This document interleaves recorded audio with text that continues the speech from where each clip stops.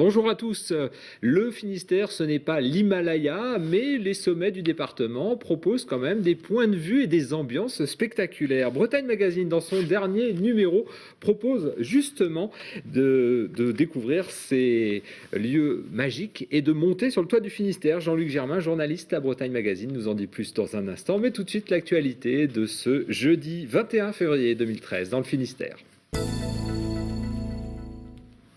Ce jeudi, à Rennes, l'avenir de GAD est en discussion. Le groupe de produits charcutiers est au bord du redressement judiciaire. À l'abattoir finistérien de Lampol-Guimiliau, les salariés attendent la suite des événements, comme a pu le constater Xavier Patrijon sur place. On ne sait pas grand-chose déjà d'une part, et puis bon, tous les commentaires sont déformés, on ne sait pas du tout. Hein. Bon, là, on a un nouveau directeur qui est arrivé, peut-être pour essayer de sauver. J'espère. Bah non, on attend comme tout le monde, c'est tout. Il y a plein de rumeurs, mais on n'a rien pour l'instant, quoi. Tout le monde attend.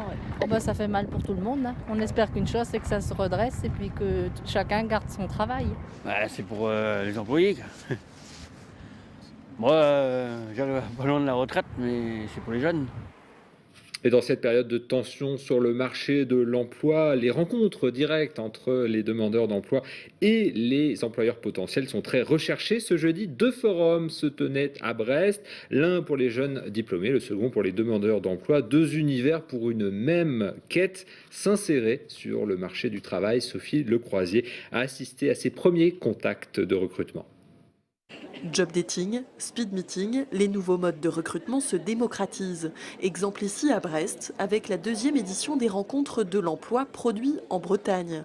15 entreprises finistériennes ont répondu à l'appel. Il y a d'une part des gens qui cherchent du travail et qui ne trouvent pas, et d'autre part des entreprises qui cherchent des profils et qui ne trouvent pas non plus. Donc il y a certainement un manque sur le marché. On va apporter un élément de réponse. On va voir en l'espace d'une journée l'équivalent d'à peu près 6 mois de rendez-vous individuels si on devait les faire par nous-mêmes. 150 postes étaient à pourvoir sur le salon. Plus de 1000 demandeurs d'emploi ont tenté leur chance ce jeudi. C'est plus avantageux qu'envoyer une candidature spontanée où des fois il y a des CV qui partent à la poubelle. Il peut y avoir une limite à rechercher une offre uniquement sur un code métier. C'est vrai que ça peut être du coup un peu enfermant. On est tout à fait favorable et on participe à ces événements parce qu'effectivement ça marche. Autre exemple, avec la 6e rencontre professionnelle étudiant organisée par l'antenne brestoise des dirigeants commerciaux de France. Cette fois-ci, le temps est compté. Les étudiants ont 3 minutes pour convaincre. Quand on cherche du travail, tous les moyens sont bons, je trouve. Réussir à convaincre quelqu'un en 3 minutes, c'est un exercice qui est assez difficile, mais qui est intéressant à faire. De plus en plus de professionnels optent pour des méthodes de recrutement directement à la source. L'intérêt pour nous, c'est d'avoir des jeunes fraîchement diplômés et donc de les former à nos procédures, nos méthodes, nos façons de faire au sein de notre centre de formation. Moins de paperasse et de dossiers entassés, plus d'échanges en direct et d'efficacité.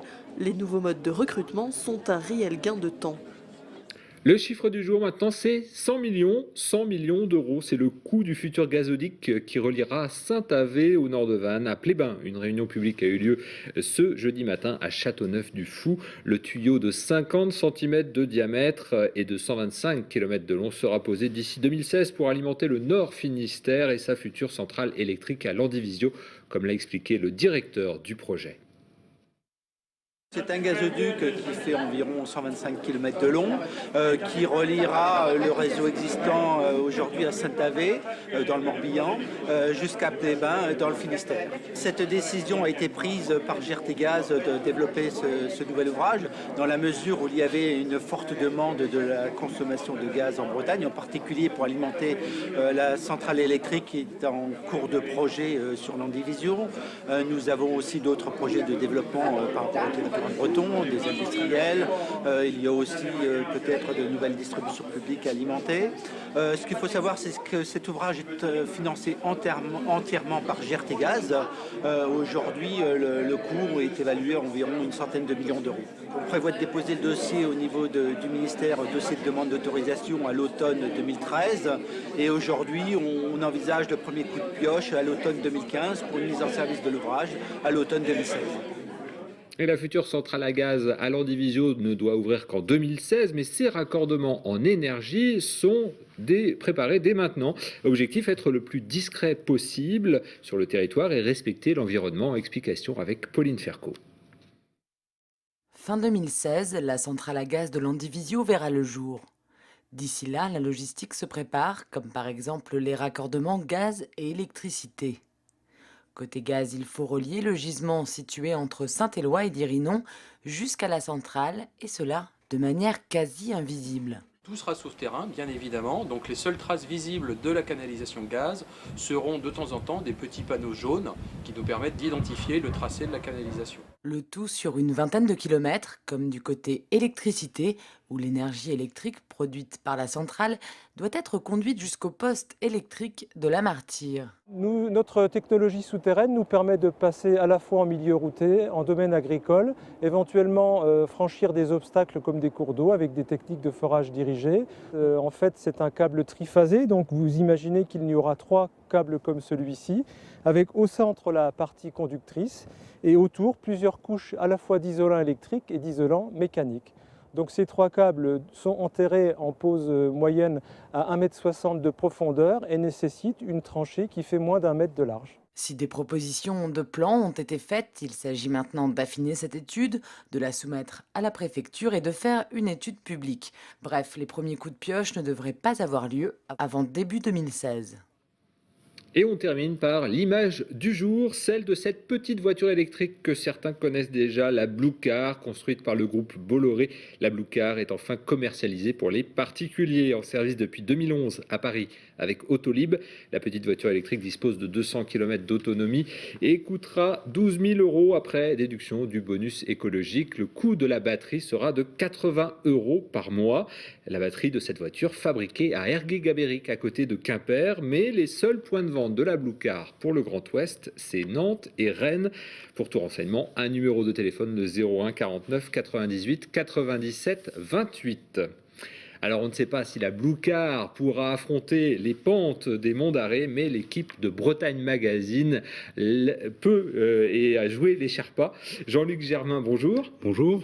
Vous avez consacré ce numéro aux montagnes de légende, les Monts d'Arrée, le Ménésome et les Montagnes Noires. Alors pourquoi avoir choisi de monter sur le toit du Finistère ? Oui, alors ça peut paraître paradoxal, effectivement, parce que la montagne n'est pas très très visible dans notre région, mais il faut imaginer, je veux dire, se replonger des millions d'années en arrière et imaginer qu'on avait sur notre territoire des chaînes de montagnes qui dominaient probablement une très très vaste vallée. Et puis en plus, c'est un état d'esprit. On peut être, pour vous, on peut être montagnard. Je crois qu'on peut être montagnard. On peut être montagnard, c'est-à-dire quand il neige, quand les conditions météo deviennent difficiles, il y a des difficultés de déplacement, d'approvisionnement, et je pense qu'il y a un mode de vie dans le centre Bretagne et dans le centre Finistère qu'on ne trouve pas ailleurs. Il y a un géographe qui dit, j'aime bien le citer, c'est Maurice Lelanoux, il dit en Bretagne et dans le Finistère, la vie montagnarde existe mais à des altitudes risibles. C'est vrai que ça fait rire dans les alpages probablement quand on parle de montagne. L'altitude pour le Finistère, c'est 330 mètres. C'est le sommet du Finistère, le Ménésome où on est allé. On va trouver la montagne de Locronan, qui domine effectivement la ville de Locronan, qui n'est pas très importante. On en trouve dans d'autres départements. On trouve le Mont-Dol ou le Manégouen, dans les Côtes-d'Armor et en Ille-et-Vilaine. Et puis dans le Finistère, effectivement, on a les montagnes noires, on a les monts d'Arrée. Alors justement, Jean-Luc, pourquoi ça s'appelle les montagnes noires ? Les montagnes noires, je pense que c'est lié à peut-être une couleur dominante du paysage, peut-être lié à une nature de la roche, et puis il y a peut-être un nom un petit parfum de légende dans ces montagnes noires. Vous prononcez le mot, justement, légende, c'est un peu le dossier que vous avez voulu monter. Oui, alors légende et puis montagne sacrée. C'est-à-dire qu'on a peu de montagnes, mais je pense que les Bretons, de tout temps, y ont consacré toute leur attention. Ce qui fait qu'on a un peu comme des alluvions un peu de la mémoire collective, on a des légendes, on a des croyances, on a des rituels qui s'y sont accumulés. On sait aujourd'hui encore qu'il arrive par exemple que des rituels druidiques soient organisés au sommet de certaines montagnes. On sait même que par exemple pour le Mont Saint-Michel de Brasparts, cette petite chapelle qui est au sommet, il y a eu des traces de cérémonies très sombres, voire de messes noires. Donc ça a toujours attiré les sommets. Comment on peut l'expliquer ? Il y a peut-être un lien avec les éléments, avec le céleste qui relève de l'irrationnel, mais ça peut être une explication. Et puis ce sont des endroits qui géographiquement graphiquement sont extraordinaires. Je crois que c'est aussi la première raison pour laquelle on est venu, c'est ce que l'on peut montrer. Quand vous allez au Ménézum, vous allez au sommet du Ménézum, vous avez une vue sur le Finistère qui est fabuleuse, c'est hérissé de clochers, il y en a partout. Vous avez une vue sur la baie de Douarnenez, vous avez une vue sur la presqu'île de Crozon, c'est fabuleux. Et presque une vue peut-être sur le port de Brest, puisque c'est la deuxième partie de ce magazine aussi, Voilà. un autre lieu de légende finalement. Absolument. Enfin, l'idée, c'est de dire que Brest reste et est peut-être plus que jamais, alors que le port est en pleine mutation, une escale. Une escale qui est exotique, probablement pour les Brestois, mais aussi pour les gens qui n'y vivent pas et qui y viennent en visiteurs. L'idée, donc, c'était ça. Donc, sur un périmètre qui est assez réduit, qui est entre le bâtiment Grand Large, le quai Malbert et puis la nouvelle digue que les Brestois fréquentent énormément. Qu'est-ce qu'on y trouve? On va y trouver bien évidemment l'abbaye Bourbon, qui est un des éléments très spectaculaires. On va y trouver le chantier du Guip, auquel on a consacré un sujet. Et puis on va y trouver des personnages, c'est-à-dire ce sont des lieux, mais aussi des personnes. Les gens, les métiers du port. Et ça, l'omniprésence des métiers du port, on l'oublie, on cohabite en tant que touriste ou quand on va manger sur le port, mais il y a des gens qui y travaillent. Et on a décidé de les montrer, on a décidé de les rencontrer et de les faire connaître aux Brestois et aux gens de l'extérieur. Tout ça à découvrir dans le dernier numéro de Bretagne Magazine, le numéro de mars-avril. Merci beaucoup, Jean-Luc Gerlin, d'être venu nous présenter ce magazine qui est à lire pendant les vacances. Et puis, il y a des fiches d'ailleurs rando. Donc, comme ça, on peut découvrir le territoire pendant ses congés. Merci beaucoup de nous avoir suivis. On se retrouve demain à partir de 18h15 pour un nouveau point sur l'actualité dans le Finistère. Bonne soirée, à demain.